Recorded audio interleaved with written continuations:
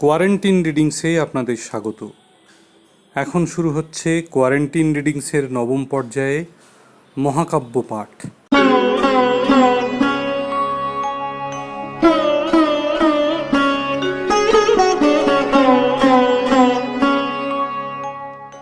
কৃষ্ণদ্বৈপায়ন ব্যাসকৃত মহাভারত। সারানুবাদ রাজশেখর বসু। গ্রন্থ পাঠে চন্দ্রলেখা সিনহা। শ্রুতিগ্রন্থ নির্মাণে শুক্লা রায়। শুরু হচ্ছে কৃষ্ণদ্বৈপায়ন ব্যাসকৃত মহাভারত। আজ ২০ পর্ব।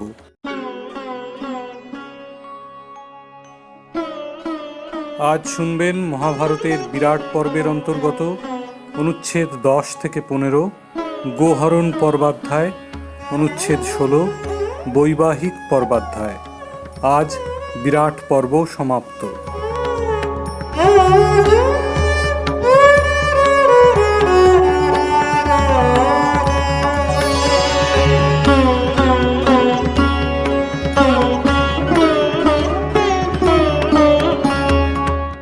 পৃষ্ঠা ২৮৩। গোহরণ পর্বাধ্যায় ১০। দুর্যোধনাদির মন্ত্রণা। পাণ্ডবরা কোথায় অজ্ঞাতবাস করছেন তা জানবার জন্য দুর্যোধন নানা দেশে চর পাঠিয়েছিলেন। তারা এখন হস্তিনাপুরে ফিরে এসে তাকে বললেন, মহারাজ, আমরা দুর্গম বনে ও পর্বতে, জনাকীর্ণ দেশে ও নগরে বহু অন্বেষণ করেও পাণ্ডবদের পাইনি। তাদের সারথীরা দ্বারকায় গেছে, কিন্তু তারা সেখানে নেই। পাণ্ডবগণ নিশ্চয়ই বিনষ্ট হয়েছেন। একটি প্রিয় সংবাদ এই, মৎস্যরাজ বিরাটের সেনাপতি দুরাত্মা কীচক, যিনি ত্রিগর্ত দেশীয় বীরগণকে বারবার পরাজিত করেছিলেন, তিনি আর জীবিত নেই। অদৃশ্য গন্ধর্বগণ রাত্রিযোগে তাকে এবং তার ভ্রাতাদের বধ করেছে। দুর্যোধন সভাস্থ সকলকে বললেন, পাণ্ডবদের অজ্ঞাতবাসের আর অল্পকালই অবশিষ্ট আছে। এই কালও যদি তারা অতিক্রম করে তবে তাদের সত্য রক্ষা হবে এবং তার ফল কৌরবদের পক্ষে দুঃখজনক হবে। এখন এর প্রতিকারের জন্য কি করা উচিত তা আপনারা শীঘ্র স্থির করুন। কর্ণ বললেন, আর এক দল অতি ধূর্ত গুপ্তচর পাঠাও, তারা সর্বত্র গিয়ে অন্বেষণ করুক।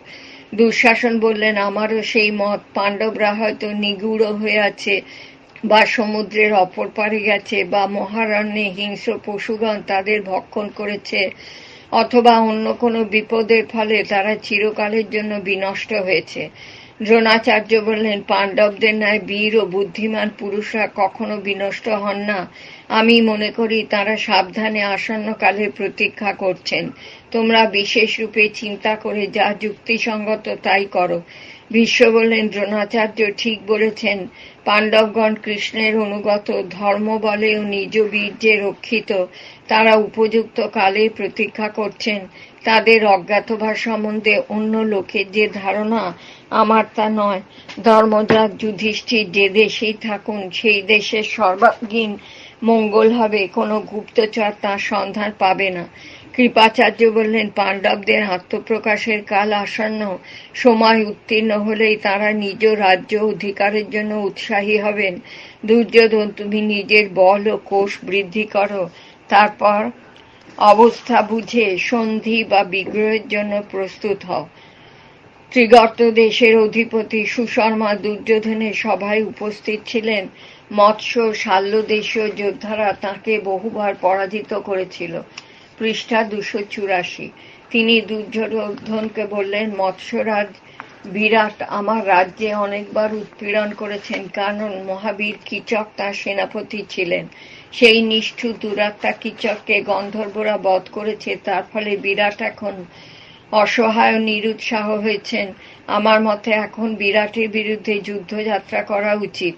আমরা তার ধনরত্ন, গ্রামসমূহ বা রাষ্ট্র অধিকার করব, বহু সহস্র গো হরণ করব, কিংবা তার সঙ্গে সন্ধি করে তার পৌরুষ নষ্ট করব, অথবা তার সমস্ত সৈন্য সংহার করে তাকে বশে আনব। তাতে আপনার বল বৃদ্ধি হবে।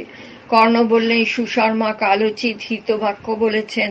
আমাদের সেনাদল একত্র বা বিভক্ত হয়ে যাত্রা করুক।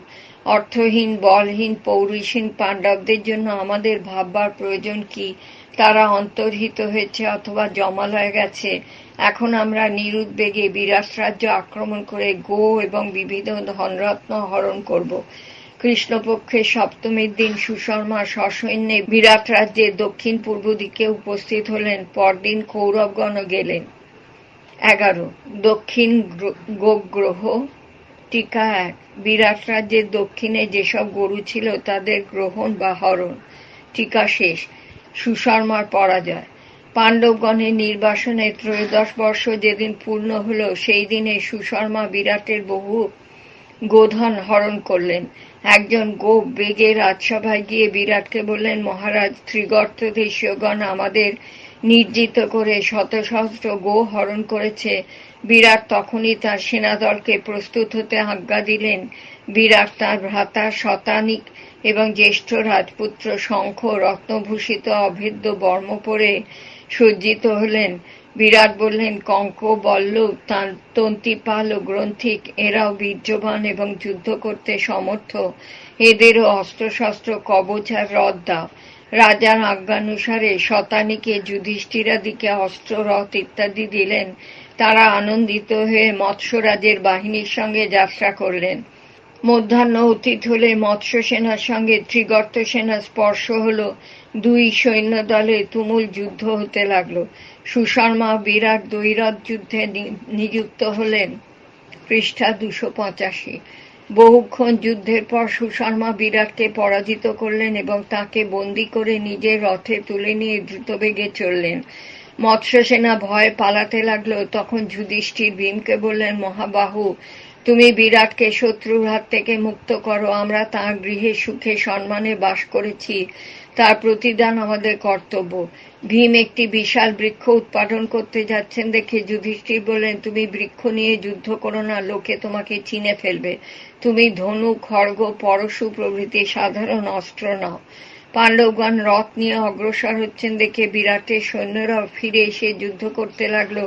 যুধিষ্ঠির, ভীম, নকুল, সহদেব সকলেই বহুশত যোদ্ধাকে বিনষ্ট করলেন। তারপর যুধিষ্ঠির সুশর্মার প্রতি ধাবিত হলেন। ভীম সুশর্মার অশ্ব, সারথী ও পৃষ্ঠরক্ষকদের বধ করলেন। বন্দী বিরাট সুশর্মার রথ থেকে লাফিয়ে নামলেন এবং সুশর্মার গদা কেড়ে নিয়ে তাকে আঘাত করলেন। বিরাট বৃদ্ধ হলেও গদা হস্তে যুবকের ন্যায় বিচরণ করতে লাগলেন। ভীম সুশর্মার কেশাকর্ষণ করে ভূমিতে ফেলে তার মস্তকে পদাঘাত করলেন। সুশর্মা মূর্ছিত হলেন। ত্রিগর্ত সেনা ভয় পালাতে লাগল।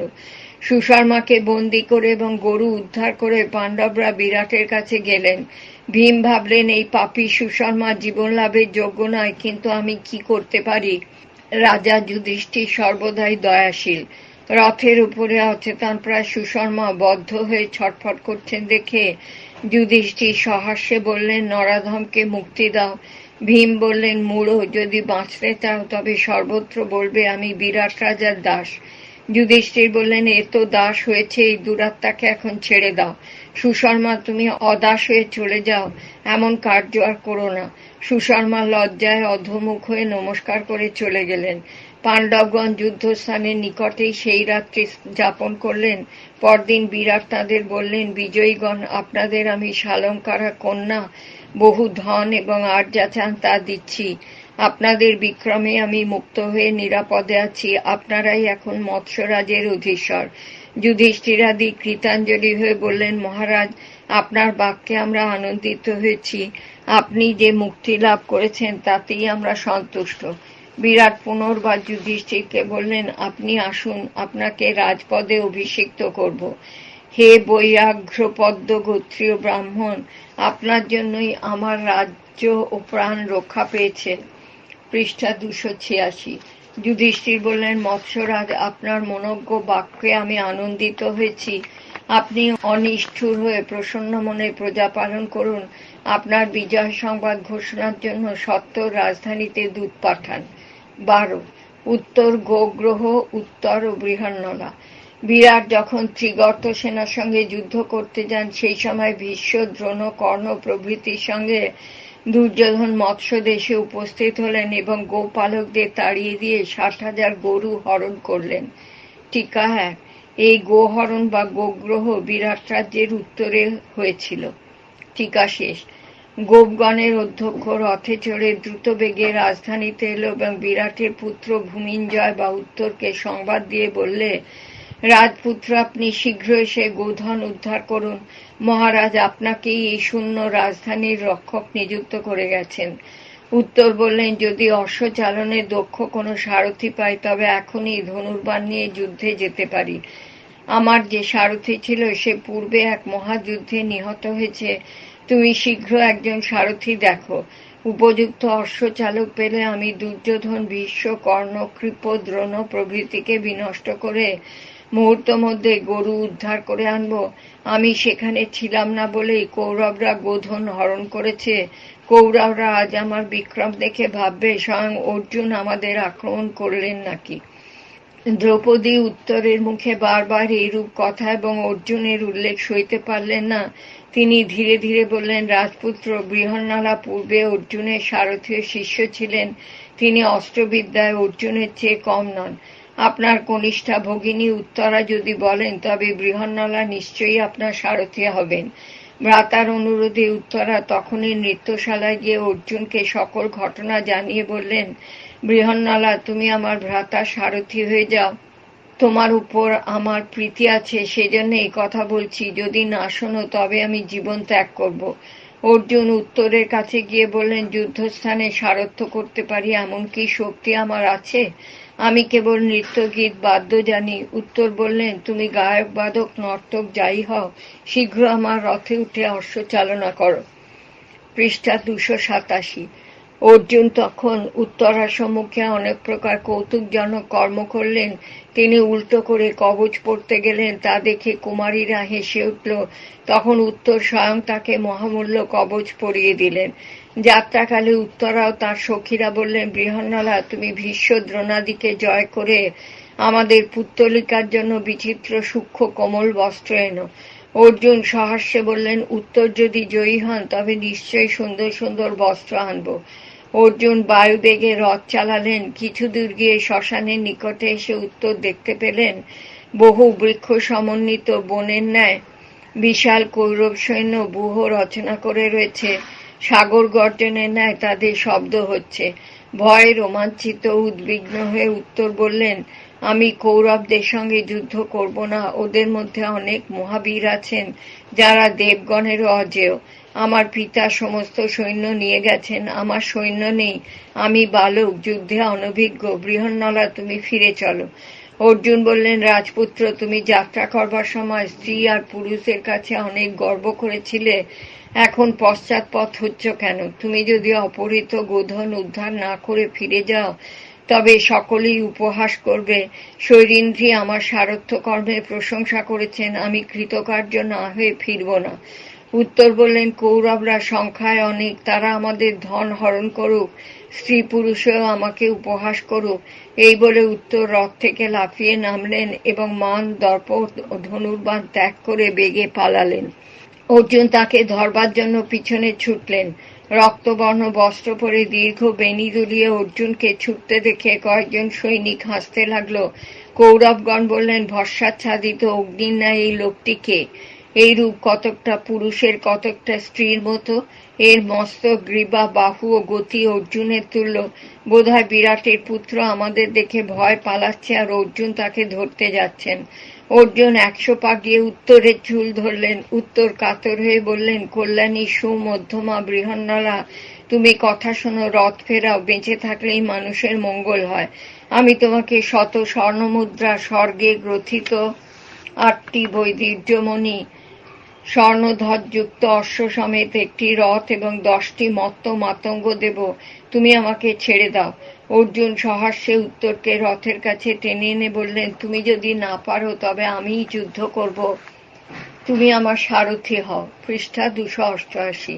ভয়ার্ত উত্তর নিতান্ত অনিচ্ছায় রথে উঠলেন এবং অর্জুনের নির্দেশে শমীবৃক্ষের দিকে রথ নিয়ে চললেন।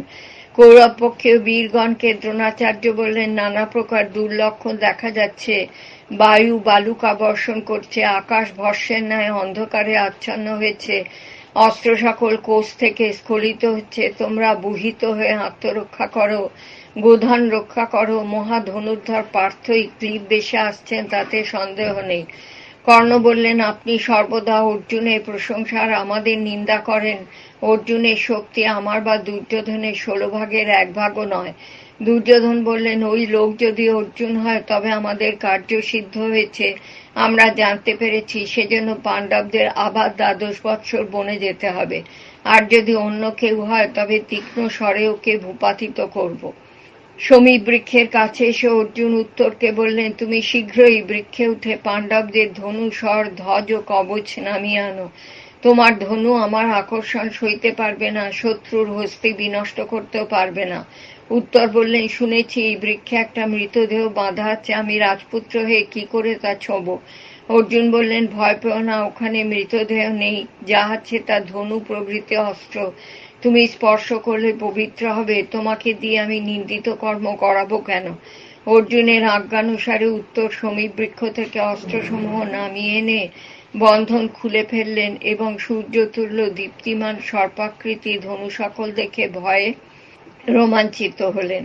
তার প্রশ্নের উত্তরে অর্জুন বললেন, এই শত স্বর্ণ বিন্দুযুক্ত সহস্র গোধা চিহ্নিত ধনু অর্জুনের, এরই নাম গান্ডীব। খাণ্ডব দাহকালে বরুণের নিকট অর্জুন এই ধনু পেয়েছিলেন। এই ধনু, যার ধারণস্থান স্বর্ণময় ভীমের, ইন্দ্রগোপ চিহ্নিত এই ধনু যুধিষ্ঠিরের, সুবর্ণ সূর্য চিহ্নিত এই ধনু নকুলের, স্বর্ণময় পতঙ্গ চিহ্নিত এই ধনু সহদেবের। তাদের বাণ, তুনীর, খড়গ প্রভৃতি এই সঙ্গে আছে। উত্তর বললেন, মহাত্মা, পাণ্ডবগণের অস্ত্র সকল এখানে রয়েছে, কিন্তু তারা কোথায়? দ্রৌপদী বা কোথায়?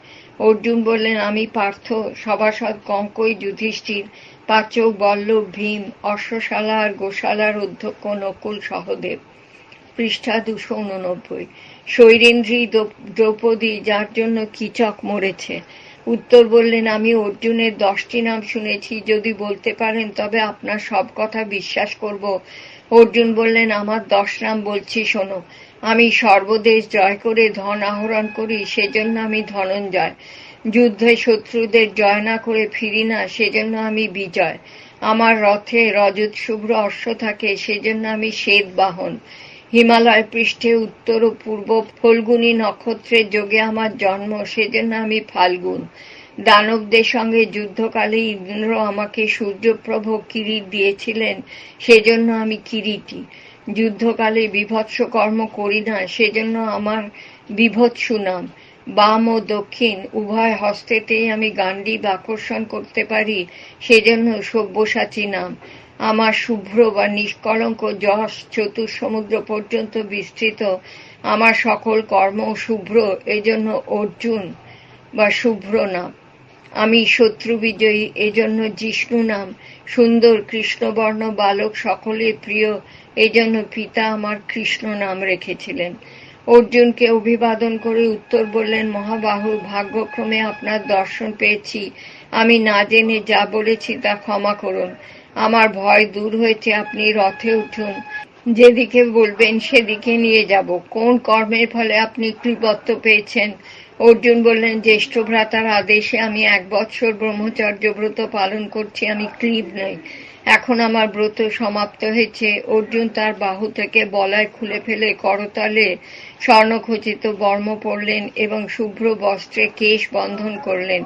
তারপর তিনি পূর্বমুখ হয়ে সংযত চিত্তে তাঁর অস্ত্রসমূহকে স্মরণ করলেন। তারা কৃতাঞ্জলি হয়ে বললে, ইন্দ্রপুত্র কিঙ্করগণ উপস্থিত। অর্জুন তাদের নমস্কার ও স্পর্শ করে বললেন, স্মরণ করলেই তোমরা এসো। গান্ডীব ধনুতে গুণ পরিয়ে অর্জুন সবলে আকর্ষণ করলেন। সেই বজ্রনাথ তুল্য টঙ্কা শুনে কৌরবগণ বুঝলেন যে অর্জুনেরই এই জয় নির্ঘোষ। পৃষ্ঠা 289। 13। দ্রোণ দুর্যোধনাদির বিতর্ক, ভীষ্মের উপদেশ। উত্তরে রথে যে সিংহদ্বয় ছিল তা নামিয়ে ফেলে অর্জুন বিশ্বকর্মা নির্মিত দৈবী মায়া ও কাঞ্চনময় ধ্বজ বসালেন, যার উপরে সিংহ লাঙ্গুল বানর ছিল। অগ্নিদেবের আদেশে কয়েকজন ভূত সেই ধ্বজে অধিষ্ঠিত হল। তারপর সমীপ বৃক্ষ প্রদক্ষিণ করে অর্জুন রথারোহণে উত্তর দিকে অগ্রসর হলেন। পৃষ্ঠা 290। তার মহাশঙ্খের শব্দ শুনে রথের অশ্ব সকল নতজানু হয়ে বসে পড়ল। উত্তর সন্ত্রস্ত হলেন। অর্জুন রশ্মি টেনে অশ্বদের ওঠালেন এবং উত্তরকে আলিঙ্গন করে আশ্বস্ত করলেন। অর্জুনের রথের শব্দ শুনে এবং নানা প্রকার দুর্লক্ষণ দেখে দ্রোণ বললেন, দুর্যোধন, আজ তোমার সৈন্যদল অর্জুনের বাণে প্রপীড়িত হবে। তারা যেন এখনই পরাভূত হয়েছে। কেউ যুদ্ধ করতে ইচ্ছা করছে না। বহু যোদ্ধার মুখ বিবর্ণ দেখছি। তুমি গুলিকে নিজ রাজ্যে পাঠিয়ে দাও। আমরা ব্যূহ রচনা করে যুদ্ধের জন্য অপেক্ষা করি। দুর্যোধন বললেন, দূতসভায় এই পণ ছিল যে পরাজিত পক্ষ 12 বৎসর বনবাস এবং 1 বৎসর অজ্ঞাতবাস করবে। এখনো 13 বৎসর পূর্ণ হয়নি, অথচ অর্জুন উপস্থিত হয়েছে। অতএব পাণ্ডবদের আবার 12 বৎসর বনবাস করতে হবে। হয়তো লোভের বশে পাণ্ডবরা তাদের ভ্রম বুঝতে পারেনি। অজ্ঞাতবাসের কিছুদিন এখনো অবশিষ্ট আছে কিনা অথবা পূর্ণকাল অতিক্রান্ত হয়েছে কিনা তা পিতামহ ভীষ্ম বলতে পারেন। ত্রিগর্ত সেনা সপ্তমীর দিন অপরাহ্নে গোধন হরণ করবে এই স্থির ছিল। হয়তো তারা তা করেছে অথবা পরাজিত হয়ে বিরাটের সঙ্গে সন্ধি করেছে। যে লোক আমাদের সঙ্গে যুদ্ধ করতে আসছে সে বোধহয় বিরাটের কোনো যোদ্ধা কিংবা স্বয়ং বিরাট বা অর্জুন, যিনি আসুন আমরা যুদ্ধ করব। আচার্য দ্রোণ আমাদের সৈন্যের পশ্চাতে থাকুন। ইনি আমাদের ভয় দেখাচ্ছেন আর অর্জুনের প্রশংসা করছেন। আচার্যরা দয়ালু হন, সর্বদাই বিপদের আশঙ্কা করেন। এরা রাজভবনে আর যজ্ঞসভাতেই শোভা পান। লোকসভায় বিচিত্র কথা বলতে পারেন। পরে ছিদ্র অন্বেষণে, মানুষের চরিত্র বিচারে এবং খাদ্যের দোষগুণ নির্ণয়ে এরা নিপুণ। এই পণ্ডিতদের পশ্চাতে রেখে আপনারা শত্রুবধের উপায় স্থির করুন। কর্ণ বললেন, মৎস্যরাজ বা অর্জুন, যিনি আসুন, আমি স্বরাঘাতে নিরস্ত করব। জামদগ্ন পরশুরামের কাছে যে অস্ত্র পেয়েছি তার দ্বারা এবং নিজের বলে আমি ইন্দ্রের সঙ্গে যুদ্ধ করতে পারি। অর্জুনের ধ্বজস্থিত বানর আজ আমার ভল্লের আঘাতে নিহত হবে। ভূতগণ আর্তনাদ করে পালাবে। আজ অর্জুনকে রথ থেকে নিপাতিত করে আমি দুর্যোধনের হৃদয়ের শল্য সমূলে উৎপাটিত করব। কৃপ বললেন, রাধেয়, তুমি নিষ্ঠুর প্রকৃতি, সর্বদাই যুদ্ধ করতে চাও। তার ফল কি হবে তা ভাবো না। পৃষ্ঠা 291। শাস্ত্রে অনেক প্রকার নীতির উল্লেখ আছে। তার মধ্যে যুদ্ধকেই প্রাচীন পণ্ডিতগণ সর্বাপেক্ষা পাপজনক বলেছেন। দেশকাল যদি অনুকূল হয় তবেই বিক্রম প্রকাশ বিধেয়। অর্জুনের সঙ্গে এখন আমাদের যুদ্ধ করা উচিত নয়। কর্ণ, অর্জুন যে সকল কর্ম করেছেন তার তুল্য তুমি কি করেছ? আমরা প্রতারণা করে তাকে 13 বৎসর নির্বাসনে রেখেছি। সেই সিংহ এখন পাশমুক্ত হয়েছে। সে কি আমাদের শেষ করবে না? আমরা সকলে মিলিত হয়ে অর্জুনের সঙ্গে যুদ্ধ করতে প্রস্তুত আছি। কিন্তু কর্ণ, তুমি একাকী সাহস করো না। অশ্বত্থামা বললেন, কর্ণ, আমরা গোহরণ করে এখনো মৎস্যরাজের সীমা পার হইনি, হস্তিনাপুরেও যাইনি, অথচ তুমি গর্ব প্রকাশ করছো। তোমার প্ররোচনায় দুর্যোধন পাণ্ডবদের সম্পত্তি হরণ করেছে, কিন্তু তুমি কি কখনো দৈরথ যুদ্ধে তাদের একজনকেও জয় করেছ? কোন যুদ্ধে তুমি কৃষ্ণাকে জয় করেছ? তোমার প্ররোচনায় যাকে এক বস্ত্রে রজস্বলা অবস্থায় সভায় আনা হয়েছিল, মানুষ এবং কীট পিপীলিকাদি পর্যন্ত সকল প্রাণী যথাশক্তি ক্ষমা করে, কিন্তু দ্রৌপদীকে যে কষ্ট দেয়া হয়েছে তার ক্ষমা পাণ্ডবগণ কখনোই করবেন না। ধর্মজ্ঞরা বললেন, শিষ্যপুত্রের চেয়ে কম নয়। এই কারণে অর্জুন আমার পিতা দ্রোণের প্রিয়। দুর্যোধন, তোমার জন্যই দূত ক্রীড়া হয়েছিল। তুমি দ্রৌপদীকে সভায় আনিয়েছিলে। ইন্দ্রপ্রস্থ রাজ্য তুমিই হরণ করেছ। এখন তুমিই অর্জুনের সঙ্গে যুদ্ধ করো। তোমার মাতুল ক্ষত্রধর্ম বিশারদ দুষ্ট দূতকার এই শকুনীয় যুদ্ধ করুন, কিন্তু যেন অর্জুনের গান্ডীব অক্ষক্ষেপণ করে না, তীক্ষ্ণ নিশ্চিত বাণই ক্ষেপণ করে, আর সেই সকল বাণ মধ্যপথে থেমে যায় না। আচার্য দ্রোণ যদি ইচ্ছা করেন তো যুদ্ধ করুন। আমি ধনঞ্জয়ের সঙ্গে যুদ্ধ করব না। যদি মৎস্যরাজ এখানে আসতেন তবে তার সঙ্গে আমি যুদ্ধ করতাম। ভীষ্ম বললেন, আচার্য পুত্র অশ্বত্থামা, কর্ণ যা বলেছেন তার উদ্দেশ্য তোমাকে যুদ্ধে উত্তেজিত করা। তুমি ক্ষমা করো। এ সময় নিজেদের মধ্যে ভেদ হওয়া ভালো নয়। আমাদের মিলিত হয়েই যুদ্ধ করতে হবে।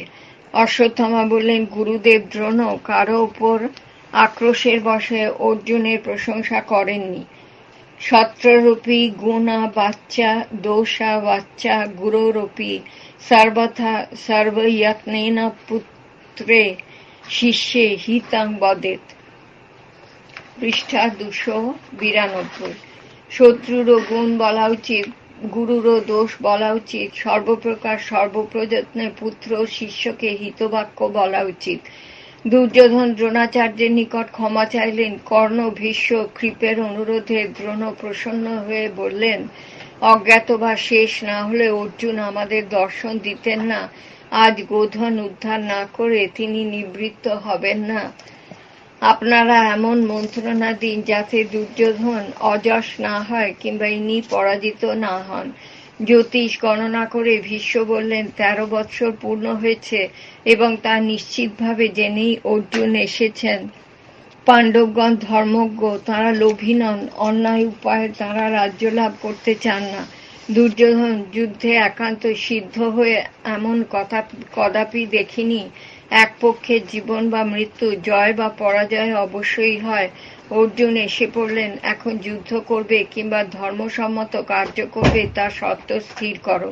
দুর্যোধন বললেন, পিতামহ, আমি পাণ্ডবদের রাজ্য ফিরিয়ে দেব না, অতএব যুদ্ধের জন্য প্রস্তুত হন। ভীষ্ম বললেন, তাহলে আমি যা ভালো মনে করি তা বলছি শোনো। তুমি সৈন্যের 1/4 ভাগ নিয়ে হস্তিনাপুরে যাও, আর 1/4 গরু নিয়ে চলে যাক। অবশিষ্ট অর্ধভাগ সৈন্য নিয়ে আমরা অর্জুনের সঙ্গে যুদ্ধ করব। দুর্যোধন একদল সৈন্য নিয়ে যাত্রা করলেন, গরু নিয়ে আরেক দল সৈন্য গেল। তারপর দ্রোণ, অশ্বত্থামা, কৃপ, কর্ণ, ভীষ্ম ব্যূহ রচনা করে যথাক্রমে সেনার মধ্যভাগে, বাম পার্শ্বে, দক্ষিণ পার্শ্বে, সম্মুখে ও পশ্চাতে অবস্থান করলেন। 14 কৌরবগণের পরাজয়। দ্রোণ বললেন, অর্জুনের ধ্বজাগ্র দূর থেকে দেখা যাচ্ছে, তার শঙ্খধ্বনির সঙ্গে ধ্বজস্থিত বানরও ঘোর গর্জন করছে। অর্জুন তার গান্ডীব আকর্ষণ করছেন, আর তার 2 বাণ এসে আমার চরণে পড়ল। এই আর 2 বাণ আমার কর্ণ স্পর্শ করে চলে গেল। তিনি 2 বাণ দিয়ে আমাকে প্রণাম করলেন, আর 2 বাণে আমাকে কুশল প্রশ্ন করলেন।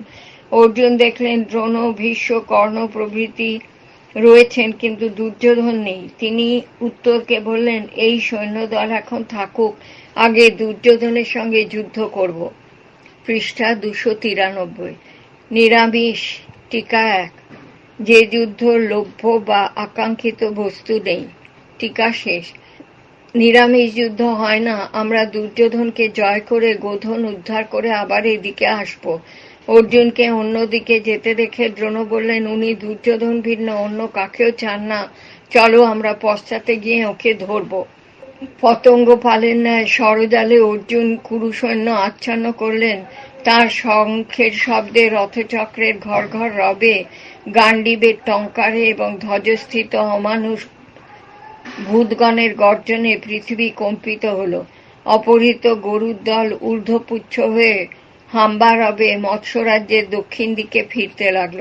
গোধন জয় করে অর্জুন দুর্যোধনের অভিমুখে যাচ্ছিলেন। এমন সময় কুরুপক্ষে অন্যান্য বীরগণকে দেখে তিনি উত্তরকে বললেন, কর্ণের কাছে রথ নিয়ে চলো। দুর্যোধনের ভ্রাতা বিকর্ণ এবং আরো কয়েকজন যোদ্ধা কর্ণকে রক্ষা করতে এলেন, কিন্তু অর্জুনের স্বরে বিধ্বস্ত হয়ে পালিয়ে গেলেন। কর্ণের ভ্রাতা সংগ্রামজিৎ নিহত হলেন। কর্ণ অর্জুনের বজ্রতুল্য বাণে নিপীড়িত হয়ে যুদ্ধের সম্মুখভাগ থেকে প্রস্থান করলেন। ইন্দ্রাদি 33 দেবতা এবং পিতৃগণ, মহর্ষিগণ, গন্ধর্বগণ প্রভৃতি বিমানে করে যুদ্ধ দেখতে এলেন। তাদের আগমনে যুদ্ধভূমির ধূলি দূর হল, দিব্যগন্ধ বায়ু বইতে লাগল। অর্জুনের আদেশে উত্তর কৃপাচার্যের কাছে রথ নিয়ে গেলেন। কিছুক্ষণ যুদ্ধের পর কৃপাচার্যের রথের 4 অশ্ব অর্জুনের স্বরে বিদ্ধ হয়ে লাফিয়ে উঠল। কৃপ পড়ে গেলেন। তার গৌরব রক্ষার জন্য অর্জুন আর শরাঘাত করলেন না, কিন্তু কৃপ আবার উঠে অর্জুনকে 10 বাণে বিদ্ধ করলেন। অর্জুন ও কৃপের কবচ, ধনু, রথ ও অশ্ব বিনষ্ট করলেন। তখন অন্য যোদ্ধারা কৃপকে নিয়ে বেগে প্রস্থান করলেন। দ্রোণাচার্যের সম্মুখীন হয়ে অর্জুন অভিবাদন করে স্মিত মুখে সবিনয়ে বললেন, আমরা বনবাস সমাপ্ত করে শত্রুর উপর প্রতিশোধ নিতে এসেছি। আপনি আমাদের উপর ক্রুদ্ধ হতে পারেন না। আপনি যদি আগে আমাকে প্রহার করেন তবেই আমি প্রহার করব। দ্রোণ অর্জুনের প্রতি অনেকগুলি বাণ নিক্ষেপ করলেন। তখন দুজনে প্রবল যুদ্ধ হতে লাগলো। অর্জুনের বাণ বর্ষণে দ্রোণ আচ্ছন্ন হলেন। অশ্বত্থামা বাধা দিতে এলেন। তিনি মনে মনে অর্জুনের প্রশংসা করলেন, কিন্তু ক্রুদ্ধও হলেন। 294 পাতা। অর্জুন অশ্বত্থামার দিকে অগ্রসর হয়ে দ্রোণকে সরে যাবার পথ দিলেন। দ্রোণ বিক্ষত দেহে বেগে প্রস্থান করলেন। অর্জুনের সঙ্গে কিছুক্ষণ যুদ্ধের পর অশ্বত্থামার বাণ নিঃশেষ হয়ে গেল। তখন অর্জুন কর্ণের দিকে ধাবিত হলেন। দুজনে বহুক্ষণ যুদ্ধের পর অর্জুনের স্বরে কর্ণের বক্ষ বিদ্ধ হল। তিনি বেদনায় কাতর হয়ে উত্তর দিকে পলায়ন করলেন। তারপর অর্জুন উত্তরকে বললেন, তুমি ওই হিরণময় ধ্বজের নিকট রথ নিয়ে চলো। ওখানে পিতামহ ভীষ্ম আমার প্রতীক্ষা করছেন। উত্তর বললেন, আমি বিহ্বল হয়েছি। আপনাদের অস্ত্রক্ষেপণ দেখে আমার বোধ হচ্ছে যেন 10 দিক ঘুরছে। বসা, রুধির আর মেয়েদের গন্ধে আমার মূর্ছা আসছে। ভয়ে হৃদয় বিদীর্ণ হচ্ছে। আমার আর কষা বল্গা ধরবার শক্তি নেই। অর্জুন বললেন, ভয় পেও না, স্থির হও। তুমি এই যুদ্ধে অদ্ভুত কর্মকৌশল দেখিয়েছ। ধীর হয়ে অশ্ব চালনা করো। ভীষ্মের নিকট আমাকে নিয়ে চলো। আজ তোমাকে আমার বিচিত্র অস্ত্র শিক্ষা দেখাবো। উত্তর আশ্বস্ত হয়ে ভীষ্ম রক্ষিত সৈন্যের মধ্যে রথ নিয়ে গেলেন। ভীষ্ম অর্জুন পরস্পরের প্রতি প্রজাপত্য, ঐন্দ্র, আগ্নেয়, বারুণ, বায়ব্য প্রভৃতি দারুণ অস্ত্র নিক্ষেপ করতে লাগলেন। পরিশেষে ভীষ্ম শরাঘাতে অচেতন প্রায় হলেন। তার সারথি তাকে যুদ্ধভূমি থেকে সরিয়ে নিয়ে গেল। তারপর দুর্যোধন রথারোহণে এসে অর্জুনকে আক্রমণ করলেন। তিনি বহুক্ষণ যুদ্ধের পর বাণবিদ্ধ হয়ে রুধির বমন করতে করতে পলায়ন করলেন। অর্জুন তাকে বললেন, কীর্তি ও বিপুল যশ পরিত্যাগ করে চলে যাচ্ছ কেন? তোমার দুর্যোধন নাম আজ মিথ্যা হলো। তুমি যুদ্ধ ত্যাগ করে পালাচ্ছ। অর্জুনের তীক্ষ্ণ বাক্য শুনে দুর্যোধন ফিরে এলেন। ভীষ্ম, দ্রোণ, কৃপ প্রভৃতিও তাকে রক্ষা করতে এলেন এবং অর্জুনকে বেষ্টন করে সর্বদিক থেকে সর্বর্ষণ করতে লাগলেন। তখন অর্জুন ইন্দ্রদত্ত সম্মোহন অস্ত্র প্রয়োগ করলেন। কুরুপক্ষের সকলের সংজ্ঞা লুপ্ত হল। উত্তরার অনুরোধ স্মরণ করে অর্জুন বললেন, উত্তর, তুমি রথ থেকে নেমে দ্রোণ আর কৃপের শুক্ল বস্ত্র, কর্ণের পীত বস্ত্র এবং অশ্বত্থামা দুর্যোধনের নীল বস্ত্র খুলে নিয়ে এসো। ভীষ্ম বোধহয় সংজ্ঞাহীন হননি, কারণ তিনি আমার অস্ত্র প্রতিষেধের উপায় জানেন। তুমি তার বাম দিক দিয়ে যাও। দ্রোণ প্রভৃতির বস্ত্র নিয়ে এসে উত্তর পুনর্বার রথে উঠলেন এবং অর্জুনকে নিয়ে রণভূমি থেকে নিষ্ক্রান্ত হলেন। অর্জুনকে যেতে দেখে ভীষ্ম তাঁকে শরাঘাত করলেন। অর্জুন ভীষ্মের অশ্ব সকল বধ করে তাঁর পার্শ্বদেশ 10 বাণে বিদ্ধ করলেন। 295। দুর্যোধন সংজ্ঞা লাভ করে বললেন, পিতামহ, অর্জুনকে অস্ত্রাঘাত করুন, যেন চলে যেতে না পারে। ভীষ্ম হেসে বললেন, তোমার বুদ্ধি আর বিক্রম এতক্ষণ কোথায় ছিল? তুমি যখন ধনুর্বাণ ত্যাগ করে নিষ্পন্দ হয়ে পড়েছিলে, তখন অর্জুন কোনো নৃশংস কর্ম করেননি। তিনি ত্রিলোকের রাজ্যের জন্য স্বধর্ম ত্যাগ করেন না। তাই তোমরা সকলে এই যুদ্ধে নিহত হওনি। এখন তুমি নিজের দেশে ফিরে যাও। অর্জুন ও গরু নিয়ে প্রস্থান করুন। দুর্যোধন দীর্ঘ নিঃশ্বাস ফেলে যুদ্ধের ইচ্ছা ত্যাগ করে নীরব হলেন। অন্যান্য সকলেই ভীষ্মের বাক্য অনুমোদন করে দুর্যোধনকে নিয়ে ফিরে যাবার ইচ্ছা করলেন। কুরুবীরগণ চলে যাচ্ছেন দেখে অর্জুন প্রীত হলেন এবং গুরুজনদের মিষ্ট বাক্যে সম্মান জানিয়ে কিছু দূর অনুগমন করলেন। তিনি পিতামহ ভীষ্ম ও দ্রোণাচার্যকে আনতমস্তকে প্রণাম জানালেন। অশ্বত্থামা, কৃপ ও মান্য কৌরবগণকে বিচিত্র বাণ দিয়ে অভিবাদন করলেন এবং শরাঘাতে দুর্যোধনের রত্নভূষিত মুকুট ছেদন করলেন। তারপর অর্জুন উত্তরকে বললেন, রথের অশ্ব ঘুরিয়ে নাও। তোমার গোধনের উদ্ধার হয়েছে। এখন আনন্দে রাজধানীতে ফিরে চলো। 15। অর্জুন ও উত্তরের প্রত্যাবর্তন, বিরাটের পুত্রগর্ভ। যে সকল কৌরব সৈন্য পালিয়ে গিয়ে বনে লুকিয়েছিল, তারা ক্ষুধা তৃষ্ণায় কাতর হয়ে কম্পিত দেহে অর্জুনকে প্রণাম করে বললে, পার্থ, আমরা এখন কি করব? অর্জুন তাদের আশ্বাস দিয়ে বললেন, তোমাদের মঙ্গল হোক, তোমরা নির্ভয় প্রস্থান করো। তারা অর্জুনের আয়ু, কীর্তি ও যশ বৃদ্ধির আশীর্বাদ করে চলে গেল। অর্জুন উত্তরকে বললেন, বৎস, তুমি রাজধানীতে গিয়ে তোমার পিতার নিকট এখন আমাদের পরিচয় দিও না, তাহলে তিনি ভয় প্রাণত্যাগ করবেন। তুমি নিজেই যুদ্ধ করে কৌরবদের পরাস্ত করেছ এবং গোধন উদ্ধার করেছ, এই কথা বলো। উত্তর বললেন, সব্যসাচী, আপনি যা করেছেন তার কেউ পারে না, আমার তো সেই শক্তি নেই। তথাপি আপনি আদেশ না দিলে আমি পিতাকে প্রকৃত ঘটনা জানাবো না। অর্জুন বিক্ষত দেহে শ্মশানে শমীবৃক্ষের নিকটে এলেন। তখন তার ধ্বজস্থিত মহাকপীয় ভূতগণ আকাশে চলে গেল, দৈবী মায়ায় অন্তর্হিত হল। পৃষ্ঠা 296। উত্তর রথের ওপর পূর্বের ন্যায় সিংহধ্বজ বসিয়ে দিলেন এবং পাণ্ডবগণের অস্ত্রাদি শমীবৃক্ষে রেখে রথ চালালেন। নগরের পথে এসে অর্জুন বললেন, রাজপুত্র, দেখো, গোপালকগণ তোমাদের সমস্ত গরু ফিরিয়ে নিয়ে যাচ্ছে। আমরা এখানে অশ্বদের স্নান করিয়ে জল খাইয়ে বিশ্রামের পর অপরাহ্নে বিরাটনগরে যাব। তুমি কয়েকজন গোপকে বলে দাও তারা শীঘ্র নগরে গিয়ে তোমার জয় ঘোষণা করুক। অর্জুন আবার বৃহন্নলার বেশ ধারণ করলেন এবং অপরাহ্নে উত্তরে সারথি হয়ে নগরে যাত্রা করলেন। ওদিকে বিরাট রাজা ত্রিগর্তদের পরাজিত করে 4 জন পাণ্ডবের সঙ্গে রাজধানীতে ফিরে এলেন। তিনি শুনলেন কৌরবরা রাজ্যের উত্তর দিকে এসে গোধন হরণ করেছে। রাজকুমার উত্তর বৃহন্নলাকে সঙ্গে নিয়ে ভীষ্ম, দ্রোণ, কৃপ, কর্ণ, দুর্যোধন ও অশ্বত্থামার সঙ্গে যুদ্ধ করতে গেছেন। বিরাট অত্যন্ত উদ্বিগ্ন হয়ে তাঁর সৈন্যদলকে বললেন, তোমরা শীঘ্র গিয়ে দেখো কুমার জীবিত আছেন কিনা।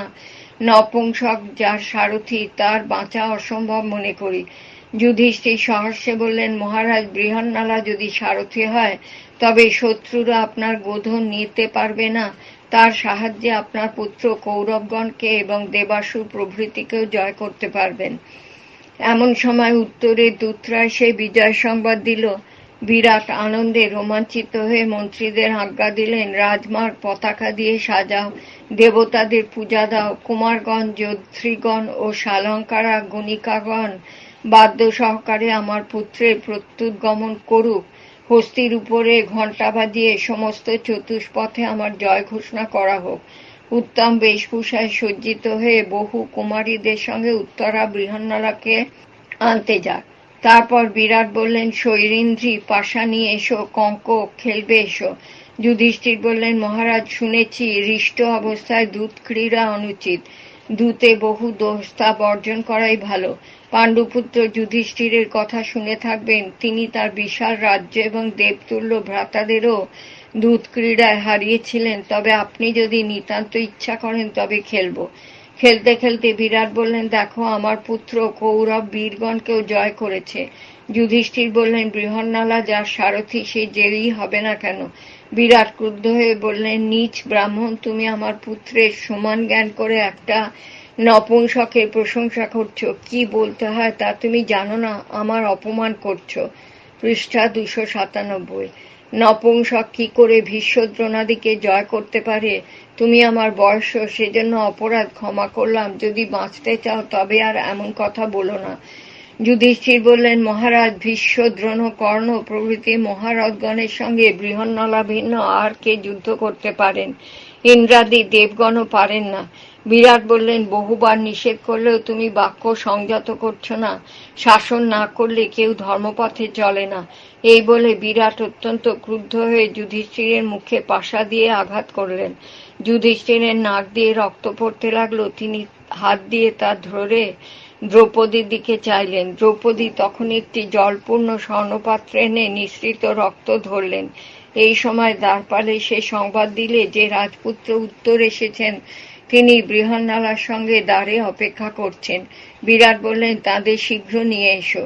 অর্জুনের এই প্রতিজ্ঞা ছিল যে কোনো লোক যদি যুদ্ধভিন্ন অন্য কারণে যুধিষ্ঠিরের রক্তপাত করে তবে সে জীবিত থাকবে না। এই প্রতিজ্ঞা স্মরণ করে যুধিষ্ঠির দ্বারপালকে বললেন, কেবল উত্তরকে নিয়ে এসো, বৃহন্নলাকে নয়। উত্তর এসে পিতাকে প্রণাম করে দেখলেন ধর্মরাজ যুধিষ্ঠির এক প্রান্তে ভূমিতে বসে রয়েছেন। তার নাসিকা রক্তাক্ত, দ্রৌপদী তাঁর কাছে রয়েছেন। উত্তর ব্যস্ত হয়ে জিজ্ঞাসা করলেন, মহারাজ, কে এই পাপ কার্য করেছে? বিরাট বললেন, আমি এই কুটিলকে প্রহার করেছি, এ আরো শাস্তির যোগ্য। তোমার প্রশংসাকালে এ একটা নপুংসকের প্রশংসা করছিল। উত্তর বললেন, মহারাজ, আপনি অকার্য করেছেন, শীঘ্র একে প্রসন্ন করুন। ইনি যেন ব্রহ্মশাপে আপনাকে সবাংশে দগ্ধ না করেন। পুত্রের কথায় বিরাট যুধিষ্ঠিরের নিকট ক্ষমা চাইলেন। যুধিষ্ঠির বললেন, রাজা, আমি পূর্বেই ক্ষমা করেছি, আমার ক্রোধ নেই। যদি আমার রক্ত ভূমিতে পড়ত তবে আপনি রাজ্য সমেত বিনষ্ট হতেন। যুধিষ্ঠিরের রক্তস্রাব থামলে অর্জুন এলেন এবং প্রথমে রাজাকে, তারপর যুধিষ্ঠিরকে অভিবাদন করলেন। বৃহন্নলাবেশী অর্জুনকে শুনিয়ে শুনিয়ে বিরাট তাঁর পুত্রকে বললেন, বৎস, তোমার তুল্য পুত্র আমার হয়নি, হবেও না। মহাবীর কর্ণ, কালাগ্নির ন্যায় দুঃসহ ভীষ্ম, ক্ষত্রিয়গণের অস্ত্রগুরু দ্রোণাচার্য, তার পুত্র অশ্বত্থামা, বিপক্ষের ভয়প্রদ কৃপাচার্য, মহাবল দুর্যোধন, এদের সঙ্গে তুমি কি করে যুদ্ধ করলে? এই সকল নরশ্রেষ্ঠকে পরাজিত করে তুমি গোধন উদ্ধার করেছ, যেন শার্দুলের কবল থেকে মাংস কেড়ে এনেছ। পৃষ্ঠা 298। উত্তর বললেন, আমি গোধন উদ্ধার করিনি, শত্রু জয়ও করিনি। আমি ভয় পেয়ে পালাচ্ছিলাম, এক দেবপুত্র আমাকে নিবারণ করলেন। তিনি রথে উঠে ভীষ্মাদি 6 রথীকে পরাস্ত করে গোধন উদ্ধার করেছেন। সিংহের ন্যায় দৃঢ়কার সেই যুবা কৌরবগণকে উপহাস করে তাঁদের বসন হরণ করেছেন। বিরাট বললেন, সেই মহাবাহু দেবপুত্র কোথায়? উত্তর বললেন, পিতা তিনি অন্তর্হিত হয়েছেন, বোধহয় কাল বা পরশু দেখা দেবেন। বৃহন্নলাবেশী অর্জুন বিরাটের অনুমতি নিয়ে তাঁর কন্যা উত্তরাকে কৌরবগণের মহার্ঘ বিচিত্র সূক্ষ্ম বসনগুলি দিলেন।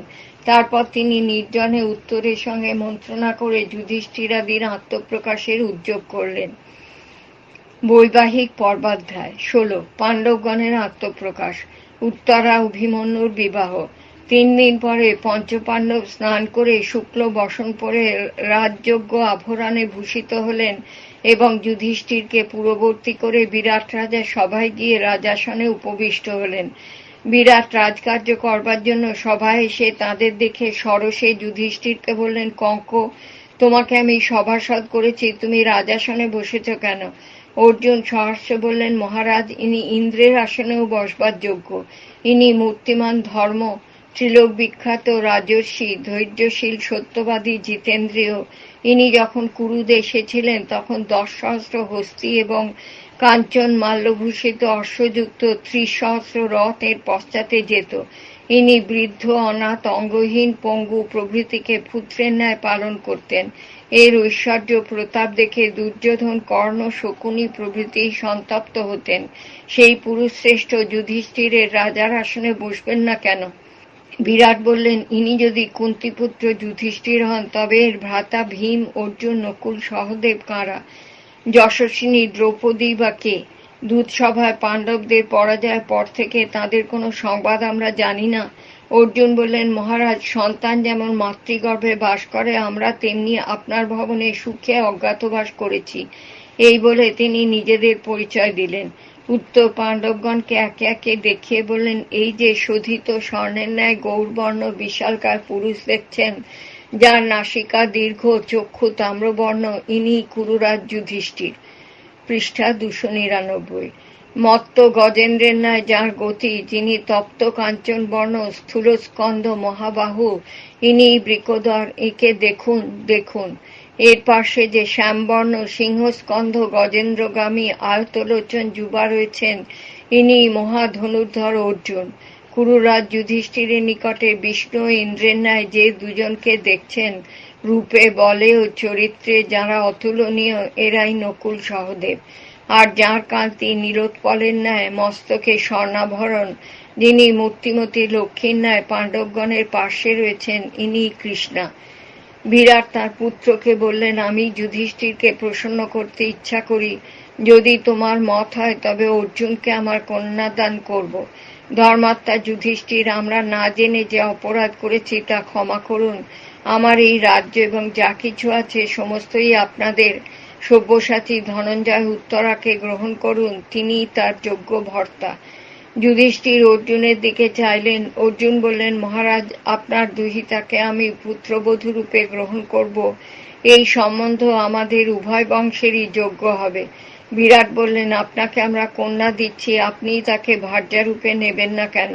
অর্জুন বললেন, অন্তঃপুরে আমি সর্বদাই আপনার কন্যাকে দেখেছি। সে নির্জনে ও প্রকাশ্যে আমাকে পিতার ন্যায় বিশ্বাস করেছে। নৃত্যগীত শিখিয়ে আমি তার প্রীতি ও সম্মানের পাত্র হয়েছি। সে আমাকে আচার্য তুল্য মনে করে।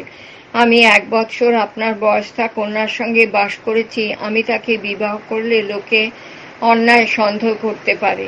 এই কারণে আপনার কন্যাকে আমি পুত্রবধূ রূপে চাচ্ছি। তাতে লোকে বুঝবে যে আমি শুদ্ধ স্বভাব জিতেন্দ্রিয়।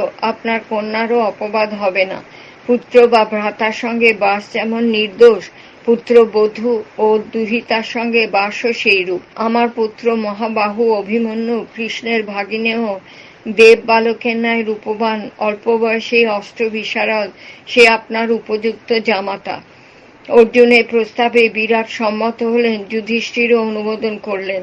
তারপর সকলে বিরাট রাজ্যের অন্তর্গত উপপ্লব্য নগরে গেলেন এবং আত্মীয় স্বজনকে নিমন্ত্রণ করে পাঠালেন। দ্বারকা থেকে কৃষ্ণ, বলরাম, কৃতবর্মা ও সাত্যকী, সুভদ্রা ও অভিমন্যুকে নিয়ে এলেন। ইন্দ্রসেন প্রভৃতি ভৃত্যরাও পাণ্ডবদের রথ নিয়ে এলো। পৃষ্ঠা 300।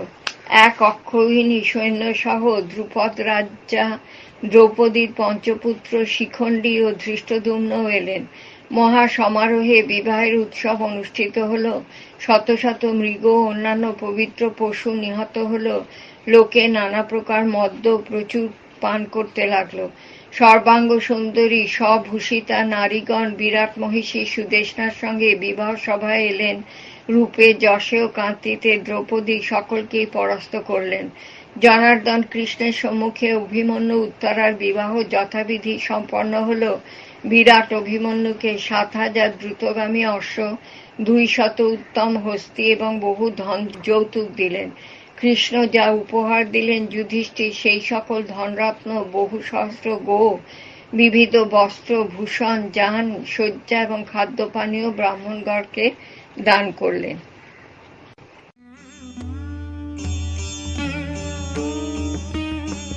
শেষ হল কৃষ্ণদ্বৈপায়ন ব্যাস বিরচিত মহাভারতের আজকের পর্ব। অনুবাদ রাজশেখর বসু, গ্রন্থপাঠে চন্দ্রলেখা সিনহা, শ্রুতিগ্রন্থ নির্মাণে শুক্লা রায়। যাদবপুর বিশ্ববিদ্যালয়ের অ্যাক্সেসেবল লাইব্রেরি এবং এফএসডির যৌথ উদ্যোগে কোয়ারেন্টিন রিডিংসের দ্বীপ্রাহরিক আসরে মহাভারতের পরবর্তী পর্ব আপনারা শুনবেন আগামীকাল। মহাকাব্য পাঠ প্রসঙ্গে আপনাদের মতামত আপনারা আমাদের জানাতে পারেন এই ইমেল আইডিতে info.fsdju@gmail.com।